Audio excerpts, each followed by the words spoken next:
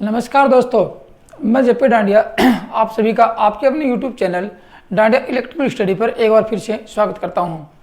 दोस्तों, आज के इस वीडियो में देखेंगे कि 3 फेज इंडक्शन मोटर को प्रचालित करने के लिए कौन सी इंडक्शन मोटर को 3 फेज गिलहरी पिंजरा प्रेरण मोटर को स्क्वायरल केज इंडक्शन मोटर को प्रचालित करने वाले स्टार्टरों में से स्टार डेल्टा में ऑटोमेटिक स्टार डेल्टा स्टार्टर क्या होता है।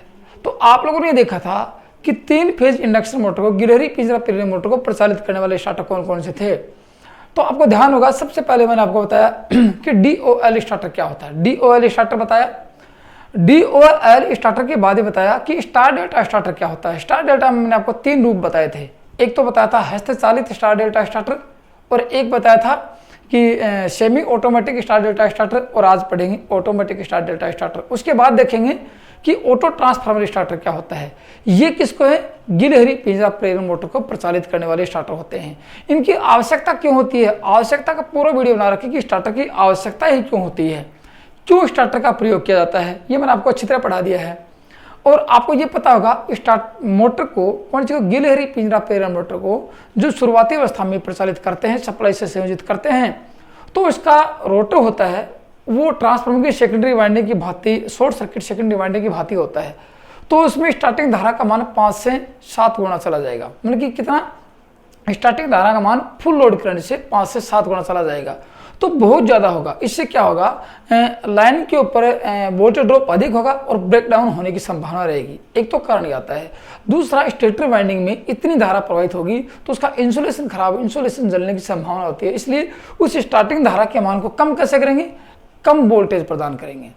कम वोल्टेज प्रदान करके उस स्टार्टिंग धारा के मान को कम किया जा सकता है। ये आपको अच्छी तरह ऑलरेडी मैं 2-3 वीडियो में पढ़ा चुका हूँ। ये मैंने इसलिए बताया कि क्योंकि स्टार डेल्टा स्टार्टर में ये आज तीसरा स्टार्टर है, और उसके बाद में ऑटो ट्रांसफार्मर स्टार्टर देखेंगे तो कम वोल्टेज प्रदान करेंगे। सबसे पहले मोटर को स्टार में प्रचालित करेंगे। अब आपको पता है मोटर को स्टार में प्रचालित करेंगे तो क्या होगा?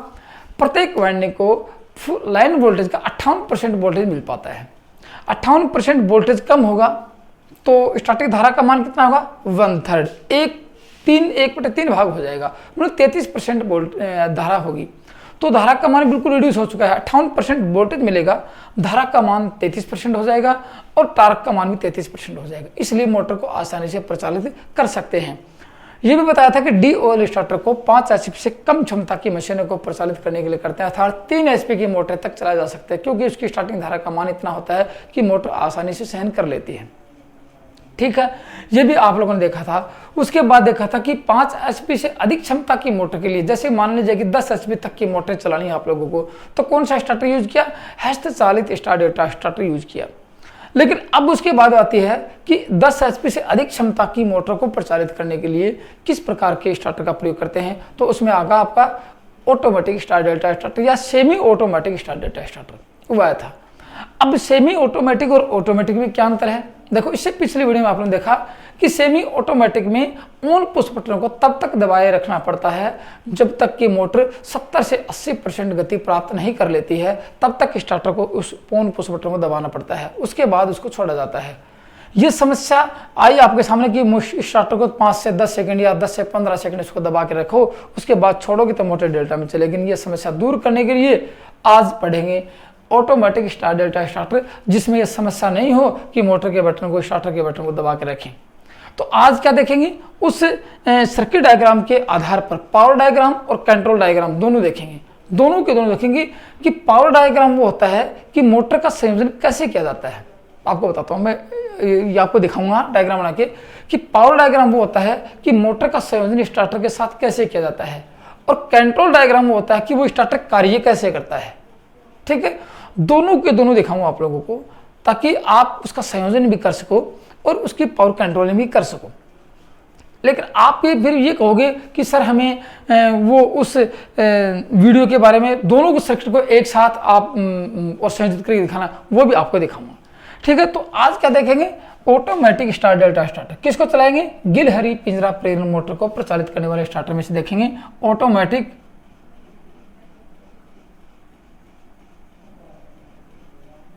Star delta. इसको हिंदी में क्या कहेंगे? स्वचालित स्वचालित तारा त्रिकोण प्रवर्तक, इसको कहते हैं स्वचालित, मतलब ऑटोमेटिक अपने आप ही मोटर को पहले स्टार में चलाएगा फिर डेल्टा में चलाएगा। अब स्टार्टर के नाम से समझ गए होंगे आप लोग कि ये किस प्रकार करता है, किस प्रकार कार्य करता है। पहले मोटर को स्टार में प्रचालित करता है, फिर मोटर को 70-80% घूमने के बाद डेल्टा में प्रचालित कर देता है। तो अब मैं आपको दिखाता हूं कि इनमें से पहले तो दिखाऊंगा आप लोगों को कि इसमें पावर डायग्राम क्या होता है। पावर डायग्राम के आधार पर मोटर को स्टार्टर के साथ कैसे संयोजित किया जाता है। फिर आपको वो दिखाऊंगा कि स्टार्टर कैसे कार्य करता है, वो दिखाओ, दोनों दिखाता हूं। तो पहले आपको सर्किट बना के दिखाता हूं मैं पावर डायग्राम का, फिर दिखाएंगे कंट्रोलिंग डायग्राम का। तो पावर डायग्राम में क्या देखो, सबसे पहले आपके पास 3 लाइनें मिलेंगी आपको, गौर से देखना। मैं यहाँ थोड़ा कुछ बना देता हूँ, यहाँ देखो, ये आपको दिखाता हूँ कि सबसे पहले आपको 3 लाइनें मिलेंगी आपको, 1 लाइन और 2 लाइन और 3 लाइन। ये आप RY भी बोल सकते हो, RY B, या फिर आप इसको L1, L2 या L3 भी लिख सकते हैं। ठीक है, अब 3 लाइनें क्यों लिखी कि 3 फेज की मोटर के प्रचालित करनी है। अब 3 लाइनों में सबसे पहले आपको सर्किट धीरे धीरे बताता हूँ आपको। ये लेंगे यहाँ से, पहला कनेक्शन की बात करें, पहले कनेक्शन तीनों फेसों में लेंगे। तो पहला कनेक्शन यहाँ से लेते हैं, ये ले लिया पहला। दूसरा संयोजन दूसरे फेज से लेते हैं और तीसरा संयोजन इससे ले लेते हैं। मैंने आपको बताया था कि सबसे पहले क्या संयोजित करें, एक एक पॉइंट टू पॉइंट देखना, फिर आपको इसका एक अपना कंट्रोलिंग डायग्राम दिखाऊंगा, तब देखना आपको। सबसे पहले देखो, आपको मैंने बताया कि फ्यूज लगाएंगे। कौन से फ्यूज लगाएंगे, जिसको बोलते हैं बैकअप फ्यूज, पूर्तिकर फ्यूज बोलते हैं। और फ्यूज कौन से लगाते हैं, ये मैंने स्टार्टर का जब भी इस वीडियो को शुरू किया, स्टार्ट डेटा स्टार्टर का, तब बताया था कि इस बैकअप फ्यूज का काम क्या रहेगा, कितने मान का फ्यूज लगाएंगे, फ्यूज की रेटिंग क्या रखेंगे, ठीक है ना, ये बता दिया था। फिर भी आपको यदि समझ नहीं आता मेरे को कमेंट करके बताना कि सर हमें समझ नहीं आता बैकअप फ्यूज क्या होता है, किस प्रकार प्रयोग करते हैं, और इसका मान कितना रखते हैं, इसकी रेंज क्या रखते हैं। ये मैंने बैकअप फ्यूज लगा दिया, गौर से देखना। अब बैकअप फ्यूज के बाद में क्या लगाएंगे, मोटर की प्रोटेक्शन करेंगे। मोटर की प्रोटेक्शन किससे करेंगे, ओवरलोडिंग प्रोटेक्शन करेंगे। ये ओवरलोड से मोटर को कैसे बचाएंगे, उसको कहते हैं ओवरलोड कॉइल। मैं यहाँ आपको ओवरलोड कॉइल दिखा देता हूँ। ये ओवरलोड कॉइल बनाई,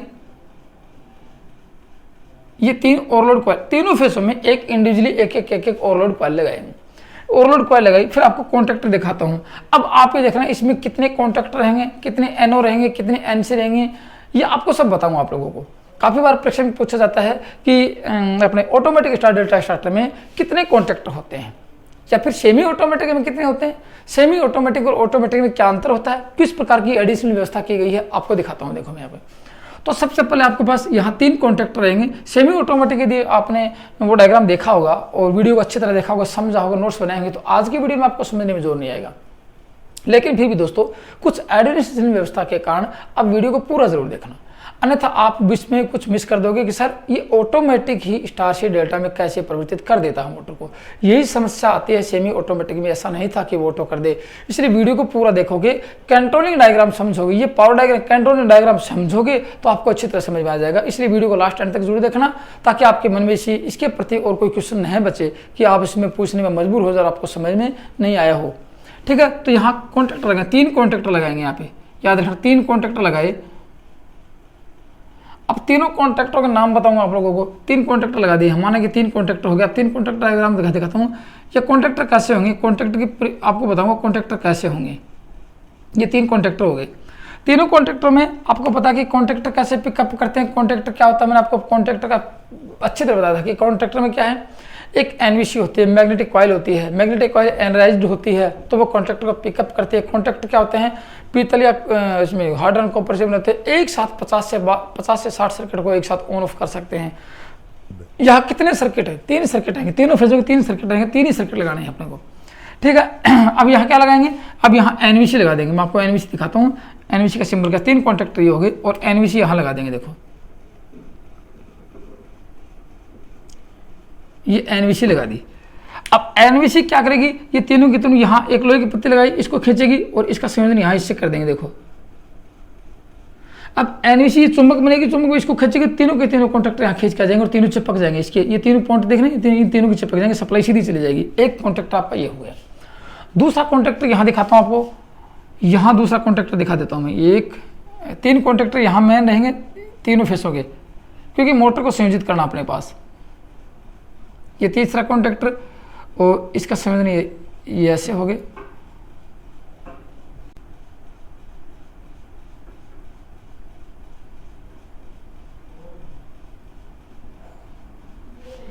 3 लगा दिए, और ये एक NVC यहाँ लगा देता हूँ। NVC क्या होती है? एक मैग्नेटिक कॉइल होती है, पतले तार के अधिक टन की होती है, इस पर कोई लोड नहीं होता है, शून्य भार कुंडली कहते हैं। एक ये लगा दिया। अब इसका मैं आपको दिखा देता हूँ कि ये NVC एनालाइज्ड होगी, इसको सप्लाई मिलेगी। यदि टू फेस की होगी तो यदि 440 वोल्टेज होगी तो 2 फेस सप्लाई चाहिए, और यदि सिंगल फेस की होगी तो न्यूट्रल फेस चाहिए। मैं आपको दिखाऊंगा यहाँ पे कौन सी होगी, और इसको यहाँ से इसको बता दिखाता हूँ कि एक कॉन्ट्रैक्टर इसको खींचेगी तो तीनों कॉन्ट्रैक्टर खींचेंगे और यहाँ चिपक जाएंगे आगे। ये आपका दूसरा कॉन्ट्रैक्टर होगा। तीसरा कॉन्ट्रैक्टर दिखाते हुए फिर से आपको संयोजन दिखाता हूँ किस प्रकार संयोजन करेंगे। ये तीसरा कॉन्ट्रैक्टर होगा यहाँ पे,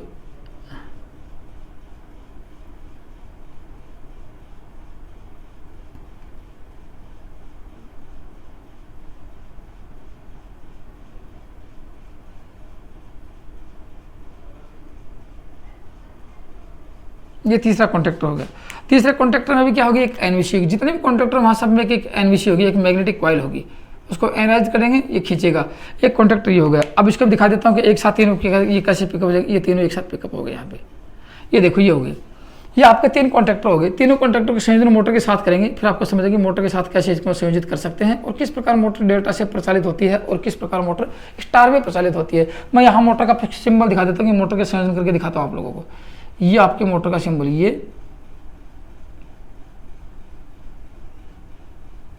3 फेज AC मोटर ये होगी आपकी। अब आपको ये तो ध्यान होगा, 3 फेज की होगी तो 3 वाइंडिंग होंगी। तीनों वाइंडिंग को किससे दर्शाएंगे? UVW से दर्शाएंगे। फेज की बात होगी तो RYB से दर्शाएंगे, लेकिन तीनों वाइंडिंगों के अंकन कैसे करेंगे? UVW से।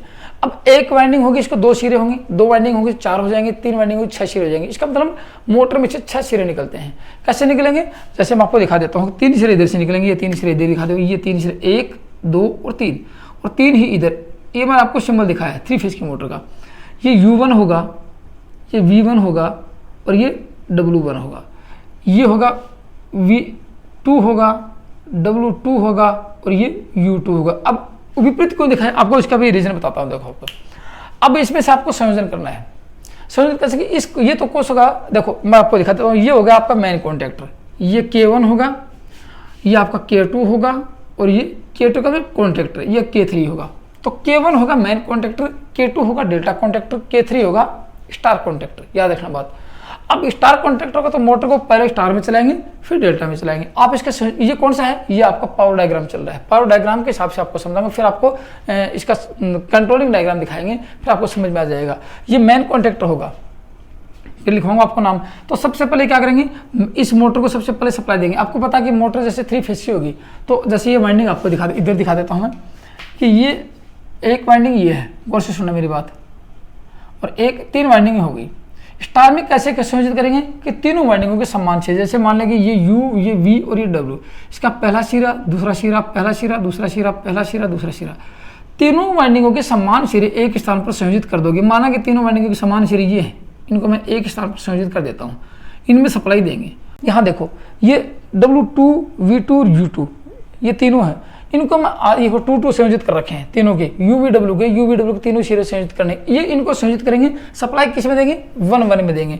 ये मेन कॉन्ट्रैक्टर सप्लाई सीधी आएगी, इसको दबाएंगे तो तीनों कॉन्ट्रैक्टर लगेंगे। सप्लाई कहाँ से ले जाएगी? मोटर में। पहले आपको सप्लाई से सीधे संयोजित करके दिखा देता हूँ। देखो ये आपकी चलेगी सप्लाई 1 2, सप्लाई से संयोजित कर दिया। मतलब कि अभी सप्लाई गई नहीं है, कॉन्ट्रैक्टर हो रहा है, लेकिन अब इनको तीनों को संयोजित करेंगे। कहाँ पे? यहाँ पे करेंगे संयोजित, क्योंकि इसको मोटर को किस में चलानी है? स्टार में चलानी है सबसे पहले। तो एक सिरा आपका ये चला गया, एक सिरा आपका ये आ गया, और एक सिरा आपका ये आ गया। ये हो गए। गौर से सुनना, कनेक्शन देखना, फिर पावर डायग्राम बताऊंगा आपको कंट्रोलिंग, और इन दोनों को कर दिया शॉर्ट। अब बताओ, देखो मैं इस कॉन्ट्रैक्टर को पिकअप करूं तो सप्लाई सीधी जाएगी U1। देखो UVW एक सिरे में सप्लाई जाएगी, और तीनों सिरे यहाँ पे इस कॉन्ट्रैक्टर में सप्लाई दूंगा तो ये पिकअप होगा और खींचेगा, खींचते तीनों कॉन्ट्रैक्टर मिल जाएंगे और मोटर स्टार में चल जाएगी। तो इसका मतलब क्या हो गया? ये कॉन्ट्रैक्टर स्टार कॉन्ट्रैक्टर कहलाता है। 3 कॉन्ट्रैक्टर मिलेंगे आपको, लेकिन ऑटोमेटिक होगा तो 4 मिलेंगे। क्यों? एक टाइमर रिले मिलेगा आप लोगों को, वो आपको कंट्रोलिंग डायग्राम समझाऊंगा तब आपको समझ में आएगा। एक तो ये हो गया। अब मोटर को डेल्टा में चलाना है। डेल्टा में मोटर चलेगी तो सबसे पहले इसको पिकअप करके हटवाना है कि ये कॉन्ट्रैक्टर कार्य न करे। ये जब हटेगा तो ये कॉन्ट्रैक्टर लग जाना चाहिए। इसका मतलब ये होता है कि पहले मोटर स्टार में कनेक्ट होनी चाहिए। ये मोटर पहले स्टार में कनेक्ट होगी, सबसे पहले ये कॉन्टैक्टर पिकअप होगा, सबसे पहले एक नंबर में ये होगा, दूसरे नंबर में ये कॉन्टैक्टर कार्य करेगा। पहले मोटर स्टार में कनेक्ट होगी फिर ये लगेगा। इसका मतलब कि पहले मोटर कनेक्ट हो चुकी है फिर ये लगेगा, तो मोटर आसानी से चल जाएगी। लेकिन जब ये कॉन्टैक्टर कार्य करना बंद करेगा तो ये चालू हो जाएगा। तो इसका संयोजन कैसे करेंगे, आपको इसका संयोजन दिखा देता हूँ मैं। यहाँ कुछ इसको थोड़ा ऊपर कर देता हूँ, कुछ ज़्यादा नीचे हो गए हैं।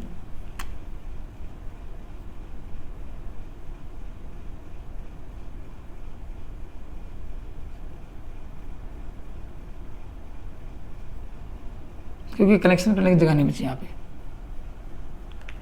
ये ओएलसी थी यहाँ पे,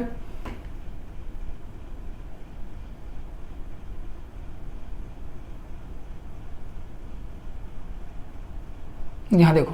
अब इसको मैं सप्लाई से संयोजित कर देता हूँ यहाँ पे, गौर से सुनो मेरी बात। अब इसको सप्लाई से संयोजित यहाँ करेंगे। देखो मैं इसको पहले इसके साथ संयोजित कर देता हूँ, 1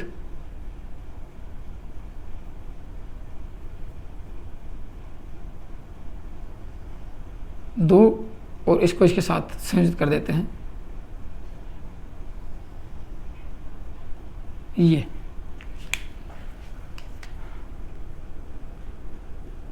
ये हो गए यहाँ पे संयोजित। और अब इन तीनों को इसके साथ संयोजित यहाँ कर देता हूँ। देखो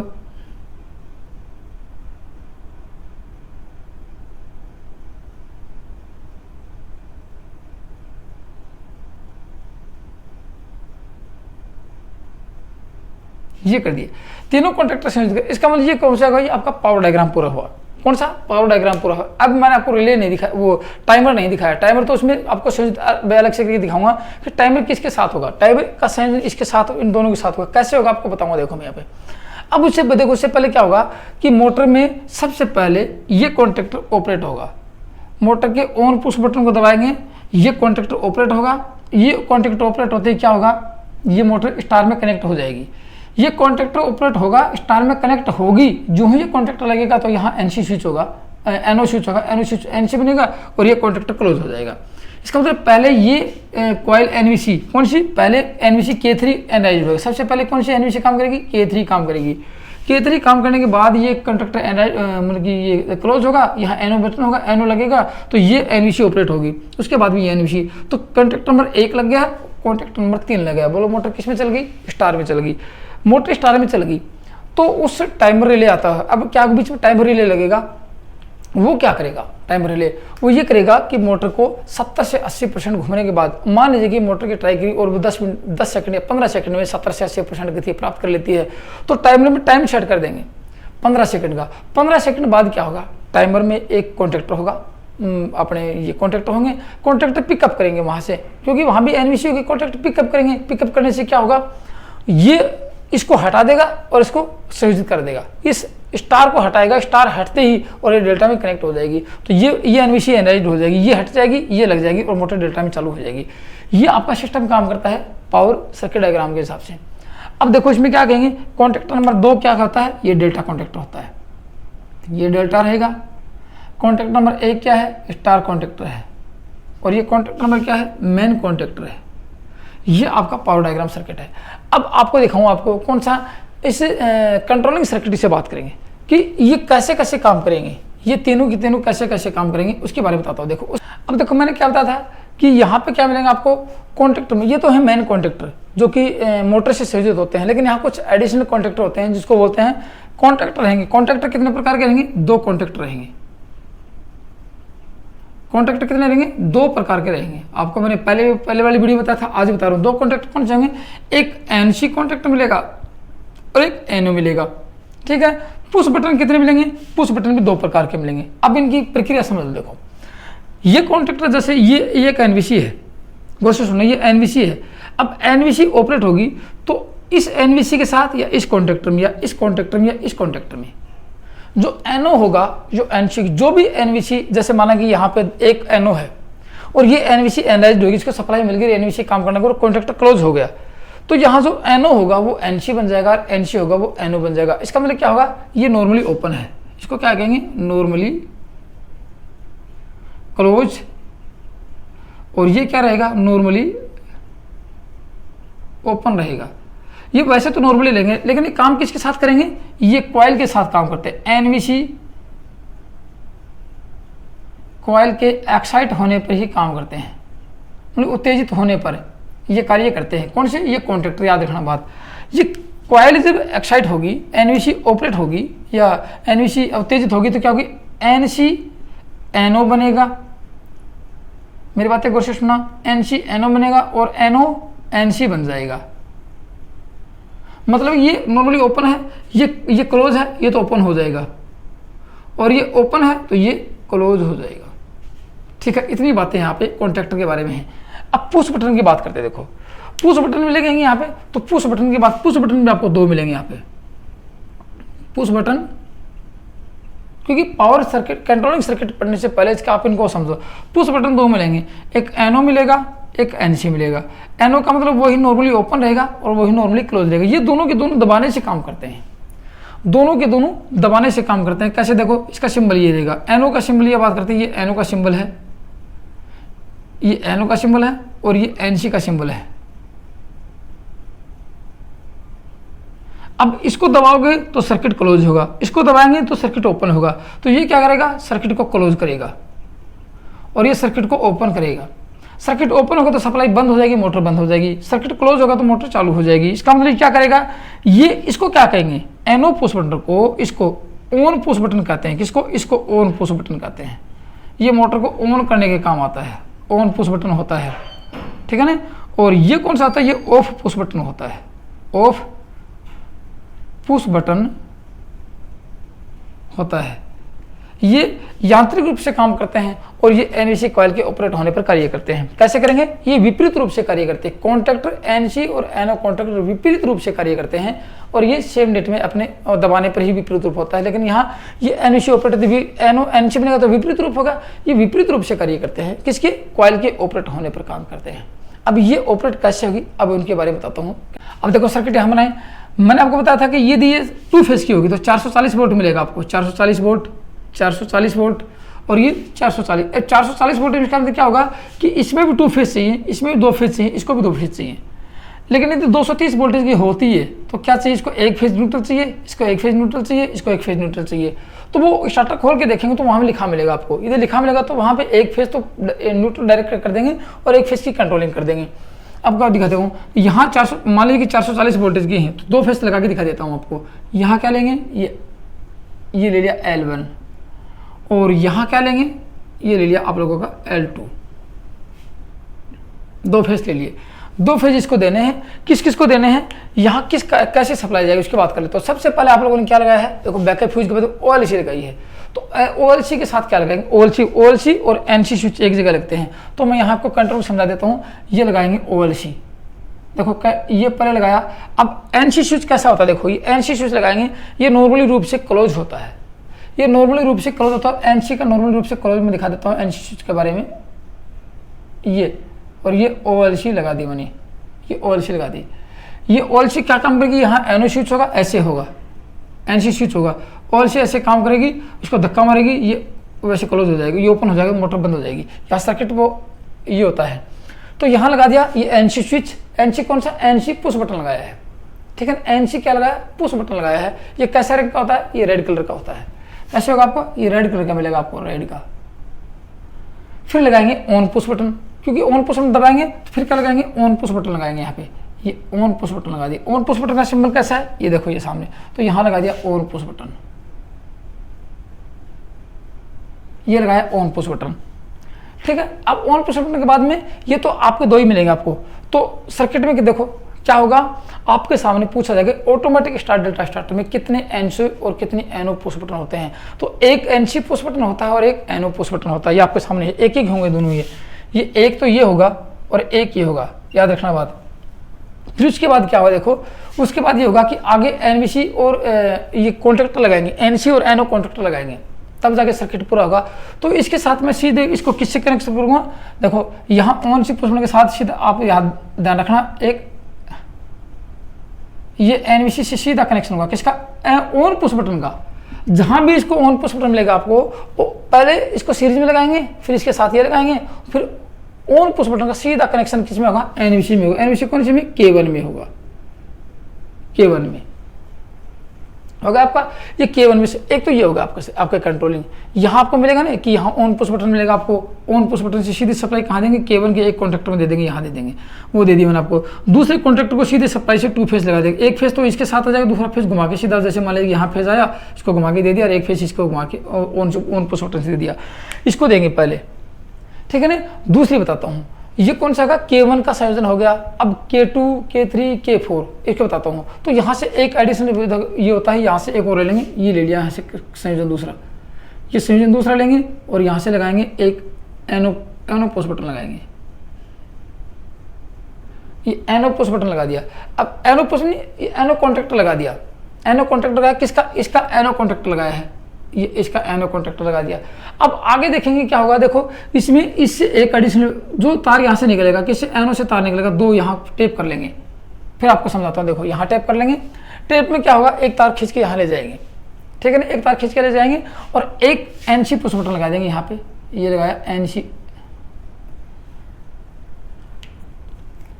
यहाँ लगा देंगे NC पुश बटन, और एक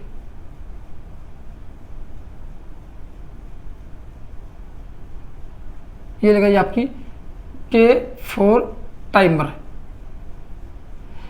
NVC लगा दिया यहाँ पे, टाइमर कॉन्ट्रैक्टर लगा यहाँ पे, याद रखना K4, ये अगे K4 मतलब कि चौथी, ये 3 तो 1 2 3 NVC थी कि चौथी NVC उसके अंदर रहेगी टाइमर के पास, वो भी एनालाइज हो जाएगी, उसके सप्लाई में वो एनालाइज हो जाएगी। तो ये क्या होगा, ये चौथी यहाँ से मिल गई, तो ये क्या होगा, इसमें ये भी, और ये टाइमर रिले बोलते हैं इसको, ये आगे टाइमर रिले है जो इसमें टाइमर सेट होता है। तो ये किसका कॉन्ट्रैक्टर था, देखो ये K1 का एक कॉन्ट्रैक्टर था, ये क्या है, K1 का कॉन्ट्रैक्टर लगा दिया। अब आगे कॉन्ट्रैक्टर बताता हूँ कि दूसरा कॉन्ट्रैक्टर कैसे लगेगा, इसके साथ एक कॉन्ट्रैक्टर और आएगा, इसके साथ एक कॉन्ट्रैक्टर और आएगा, कैसा होगा, ये एनो कॉन्ट्रैक्टर होगा, याद रखना ये कौन सा होगा, एनो कॉन्ट्रैक्टर होगा, क्योंकि पुश बटन तो सारे लगा दिए हैं, पुश बटन तो जितने अपने पास 2 पुश बटन थे दोनों लगा दिए हैं, एक कॉन्ट्रैक्टर ये होगा और एक कॉन्ट्रैक्टर यहाँ लगा देंगे, ये भी कौन सा होगा, एनो कॉन्ट्रैक्टर होगा, 2 कॉन्ट्रैक्टर लगाएंगे, फिर आपको समझ बताता हूँ, और एक यहाँ लगा दिया, ये आपका कॉन्ट्रैक्टर नंबर 3 मेन कॉन्ट्रैक्टर की NVC लगा दी यहाँ पे, ये दिखाई NVC, K2 NVC दिखाई आप लोगों को, ठीक है ना। ये कौन सा NVC है, ये K2 K1 ये NVC K1 ये दिखा दी, और K2 ये दिखा दी, और K4 इसमें टाइमर होता है वो दिखा दी। अब K3 ये NVC और बची है, K3 बने कॉन्ट्रैक्टर नंबर 3 की NVC बची है, वो और आपको दिखा देता हूँ मैं। यहाँ से एक तार और खींच लेंगे, यहाँ से कहाँ से एक तार यहाँ से खींच लेंगे, किसको, अब क्या लगाना है आपको, इस NVC K4 की कॉन्ट्रैक्टर लगाने हैं, K4 के समझ में नहीं आता मेरे को बता देना, आपको अच्छी तरह फिर दोबारा मैं आपको रिपीट करवा दूंगा, कोई बात नहीं ऐसी। यहाँ से एक NVC और लगा देंगे, कैसे लगाएंगे, देखो ऐसे एक कॉन्ट्रैक्टर यहाँ लगाया और एक कॉन्ट्रैक्टर यहाँ लगाया और ऐसे कर दिया,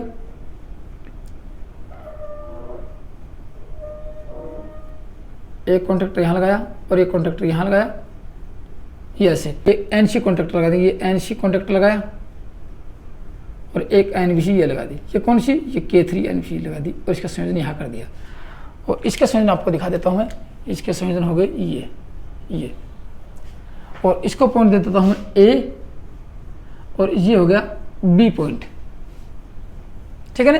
अब ये कॉन्ट्रैक्टर कौन सा हुआ, देखो इस कॉन्ट्रैक्ट में लिखा देता हूँ, ये कॉन्ट्रैक्ट K2 का, इसकी ये कॉन्ट्रैक्टर किसका रहेगा, K2A का रहेगा। K2 के 2 कॉन्ट्रैक्टर मिलेंगे आपको, प्रत्येक के ओपन और आपको 2 कॉन्ट्रैक्टर मिलेंगे, K2A मिलेगा, ये K2B मिलेगा, ये K2B मिलेगा, मतलब इसका B मिलेगा, इसका B कॉन्ट्रैक्टर, और ये K1B मिलेगा, K1 का A तो ये हो गया और K1B मिलेगा, और कौन सा बच गया, एक कॉन्ट्रैक्टर ये और बच गया लास्ट में, ये K2C मिलेगा आपको, 3 कॉन्ट्रैक्ट। अब देखो कॉन्ट्रैक्टर की संख्या पूरी होगी, अब मैं आपको कंट्रोल नहीं दिखाता हूँ, कैसे देखो कैसे मोटर कार्य करती है।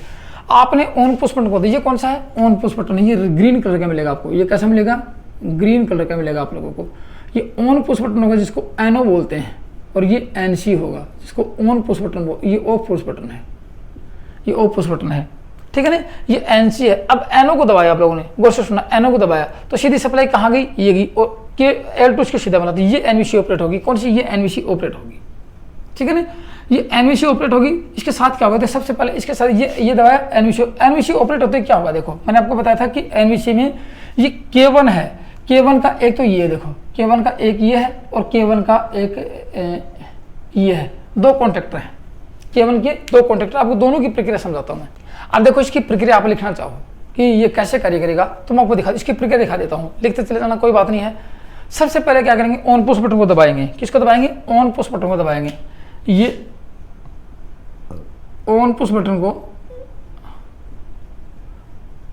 दबाया तो क्या होगा, सप्लाई K1 में जाएगी, K1 ऑपरेट होगा, सीधा K1 ऑपरेट होगा, K1 एक्साइट होगा, एक्साइट होगा, K1 एक्साइट होगा। तो K1 एक्साइट होते ही इसके देखो अब K1 के जितने भी कॉन्टेक्टर होंगे वो विपरीत रूप से कार्य करेंगे। K1 का पहला कॉन्टेक्टर ये देखो, K1 का पहला कॉन्टेक्टर ये है, तो K1A देखो, K1A क्या होगा, ये NO है, तो NO से क्या बन जाएगा, NC होगा, NO है, NO से NC हो जाएगा, ये क्लोज हो जाएगा, याद रखना ये क्लोज हो जाएगा। कोशिश सुनना मेरी बात। और ये क्या है, ये KB है, ये K1B है, ये क्या है, ये NO है, ये भी ये NO है, ये NC बन जाएगा, ये भी NO था NC बन गया, ये क्या है NO है और ये भी NC बन जाएगा, ये बन गए वो हैं, ये पहले थे वो हैं। तो दो कॉन्टेक्ट ऑपरेट हो गए, क्योंकि यही NBC ऑपरेट हुई थी, इसमें दो ही कॉन्टेक्ट थे आपके सामने, ये आपका ऑपरेट हुआ और ये भी आपका ऑपरेट हो गया। देखो गौर से सुनना, ये भी ऑपरेट हो गया, दोनों ऑपरेट हो गई। अब ये ऑपरेटर सप्लाई कहाँ गई, देखो यहाँ से सप्लाई पहले दिए थे, यहाँ से सप्लाई ये गई, ये सप्लाई कॉन्ट्रैक्टर थी, पहले ये ऑपरेट हुई, देखो इसके ये भी ऑपरेट हुई, ये भी ऑपरेट हुई, दोनों ऑपरेट एक साथ होगी ना, और ये कॉन्ट्रैक्टर ऑपरेट हो गए। तो ये K3 में सप्लाई की, K3 ऑपरेट होगा, तो क्या होगा, पहले क्या होगा, इसमें इसको पुश बटन दबाते ही, कोशिश इसके पुश बटन को दबाते ही ये सप्लाई के यहाँ जाएगी और K3 ऑपरेट होगा। तो दबाते ही क्या होगा, K3 ऑपरेट होगा, K3 ऑपरेट होगा, मोटर स्टार में कनेक्ट होगी, फिर K1 ऑपरेट होगा और मोटर सप्लाई चल जाएगा। K1 व K3 कार्य करेंगे, क्या करेंगे, K1 व K3 कार्य करेंगे। और मैंने आपको दिखा दिया कि क्या क्या कंडीशन रहेगी। ये NO था K1A और ये NC बन गया, K1B ये NO था, ये NC बन गए दोनों। अब आगे देखते हैं, देखो क्या होता है। मोटर 70 से 80% घूम जाती है, गौर से सुनना, मोटर 70 से 80% घूम जाती है तो K4 कॉन्ट्रैक्टर कार्य करता है, मतलब कि टाइमर रिले काम करती है। टाइम में मोटर जो टाइमर उसमें टाइम भर के रखते हैं कि ये मोटर माना कि 10 सेकंड में और अपनी 75% गति प्राप्त कर लेती है। गौर से सुनना, ये मोटर क्या करेगी, माना कि 10 सेकंड में, तो 10 सेकंड का टाइमर में ये टाइमर रिले है, ये क्या है, ये टाइमर है आप लोगों का, ये टाइमर 10 सेकंड के बाद में कि ये ऑपरेट होगी तो इसके कॉन्ट्रैक्टर विपरीत हो जाएंगे, टाइमर के कॉन्ट्रैक्टर विपरीत हो जाएंगे। तो टाइमर का कॉन्ट्रैक्टर ये है, ये क्या है, टाइमर का कॉन्ट्रैक्टर लिख देता हूँ, ये कॉन्ट्रैक्टर टाइमर का है। ये NC देखो, ये क्लोज है ना, ये NC है, ये एक ही बात है, NC NO कोई बात नहीं, ये NO है और ये NC है, ये NC क्या है, टाइमर का कॉन्ट्रैक्टर है, ये टाइमर का कॉन्ट्रैक्टर है। तो जो ही 10 सेकंड के बाद में ये ऑपरेट होगी तो ये पत्ती ये यहाँ से उठ के ये तो NO बन जाएगा और ये NC बन जाएगा, ये दोनों टाइमर के हैं, ये और ये दोनों टाइमर के हैं, ये दोनों और ये दोनों टाइमर के हैं। तो यहाँ से उठ के यहाँ जाएगी, और सोचना यहाँ से उठ के यहाँ जाएगी, यहाँ से ये पहले ऑलरेडी ऑपरेटर, देखो ये पहले ही बंद है क्योंकि तो इसके साथ बंद हुआ था ना, तो ये पहले ही बंद है, तो ये सप्लाई कहाँ जाएगी, ये सप्लाई यहाँ से यहाँ और यहाँ से यहाँ आएगी और ये बंद, ये K2 ऑपरेट हो जाएगा। तो टाइमर रिले ऑपरेट होगी यहाँ से, टाइमर रिले ऑपरेट होगी तो क्या होगा, ये टाइमर रिले ऑपरेट होते ही K2 ऑपरेट होगा, टाइमर रिले ऑपरेट होते ही 10 सेकंड बाद में, 10 सेकंड बाद में क्या होगा, 15 सेकंड बाद में, टाइमर इसमें फिक्स रखते हैं कि 10 या 15 सेकंड, 10 सेकंड बाद में क्या होगा, K2 ऑपरेट होगा। अब K2 ऑपरेट होते हैं, K2 के जितने कॉन्ट्रैक्टर विपरीत रूप से कार्य करेंगे, तो K2 का कॉन्ट्रैक्टर ये है, ठीक है ना, K2 का कॉन्ट्रैक्टर ये है और K2 का कॉन्ट्रैक्टर ये है, गौर से सुनना मेरी बात, K2 का कॉन्ट्रैक्टर ये है, K2 का ये कॉन्ट्रैक्टर क्लोज हो जाएगा, K2 का ये कॉन्ट्रैक्टर क्लोज हुआ और ये कॉन्ट्रैक्टर ऑफ हुआ, ठीक है ना, ये कॉन्ट्रैक्टर क्लोज और ये कॉन्ट्रैक्टर और सप्लाई इधर से आ जाएगी। अब बताओ इसकी भी सप्लाई कट गई और K2 का ये कॉन्ट्रैक्टर ऑफ है, तो कौन कौन से, देखो K2A कैसा है, NC था, ये NO बन जाएगा, K2B क्या है, ये NO था, ये NC हो जाएगा, और K2C कैसा है, K2C ये K2C है, ये क्या है, ये NC है, ये NO बन जाएगा।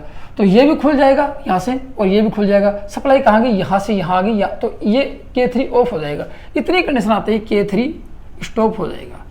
K3 स्टॉप होगा तो देखो K3 स्टॉप होते ही क्या होगा, K3 स्टॉप हुआ तो ये भी क्या है, पहले ये NO था, ये NC बन जाएगा, और ये सप्लाई मतलब ये तो सब लोग, ये तो K1 का था ना, K3 स्टॉप होते ही इसका NO NC, मतलब K3 का कौन सा था, K3 का एक ही था यहाँ पे, ठीक है ना, K3 का एक कॉन्ट्रैक्टर था वो पहले हो गया। अब क्या बचेगा, ये आपका ये कॉन्ट्रैक्टर चालू रहेगा, तो K2 स्टॉप होगा और K2 ऑपरेट होगा,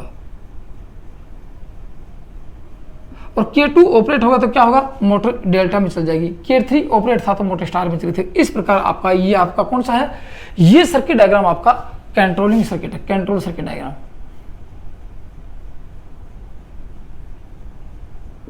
कंट्रोल सर्किट डायग्राम है। तो दोस्तों ये तो था आपका ऑटोमेटिक स्टार्टर कैसे कार्य करता है, मोटर के संयोजन कैसे किए जाते हैं, ठीक है ना, मोटर के संयोजन कैसे किए जाते हैं। और दोस्तों यदि आपको ये समझ में नहीं आता कि दोनों के दोनों सर्किट, ये और ये सर्किट, किस प्रकार आपको स्टार्टर दिया जाए और किस प्रकार आप स्टार्टर को खोल के इसका संयोजन कर सकते हो, तो मेरे को कमेंट्स में लिख के जरूर बताना, या फिर मेरे को व्हाट्सएप मैसेज पे मैसेज करना कि सर हमें इन ऑटोमेटिक स्टार्टर का टाइमर के साथ सर्किट डायग्राम और कंट्रोल डायग्राम आप संपूर्ण विधि के द्वारा दिखाओ आपको, तो ये नंबर रहेंगे। इस पे आप मैसेज करोगे तो आपको मिलेंगे कि इस ऑटोमेटिक स्टार्टर का सर्किट डायग्राम या पावर डायग्राम और कंट्रोलिंग डायग्राम दोनों को एक साथ संयोजित करके संपूर्ण विधि के द्वारा आपको ये बताऊंगा, ये तार यहाँ से यहाँ जोड़ना है, यहाँ से यहाँ जोड़ना है, संपूर्ण विधि के द्वारा बताऊंगा। यदि आपको ये समझ में नहीं आता तो मेरे को कमेंट्स में लिख कर बताना, या फिर इस पर मैसेज करना और बताना कि सर हमें इसकी विधि और कंप्लीट डायग्राम चाहिए, तो आपको व्हाट्सएप पे मैसेज आपको मिल जाएगा। ठीक है, तो दोस्तों आज की वीडियो में इतना था। थैंक यू, धन्यवाद।